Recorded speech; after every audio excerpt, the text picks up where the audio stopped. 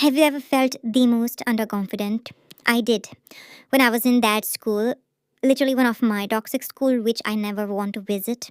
I completed my studies from 1 to 12 there, but it was my toxic school ever. So what happened was, I'm not glorifying my marks or anything, but it's just that I was one of the kids who used to get like above 90, 91. I was always constant at 90, 91, or maximized to reach as 9 at 92. So they never appreciated me. So yeah, they never appreciated me. I worked really hard. Like I'm not undervaluing other kids who don't used to get 90, 91, but just it's just that I am saying that I used to work really hard to get 90, 91, and I was never appreciated. Like if you belong to a school who has ABCD section, so ABCD section, and each section has 7 kids who get above 90, so which will be approximately 20 kids, 28 kids are, you know, in the same line.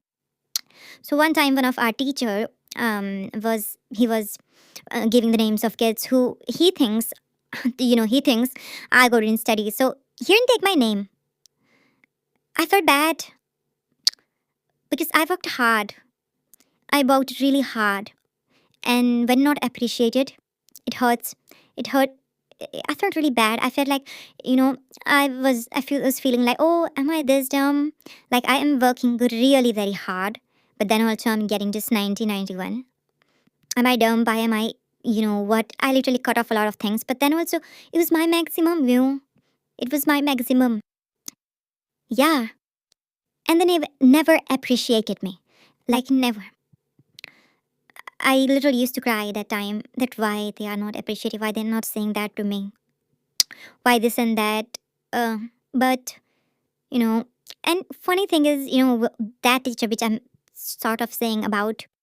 So I don't know, he never appreciated me. Like some teachers for sure, like one time, oh, she's doing good and hers. He never did, And one time I remember, I was working really very hard to get good marks in his subject, but he never appreciated me. He used to demotivate me. Oh, so one time he asked me one question, which I gave like the answer.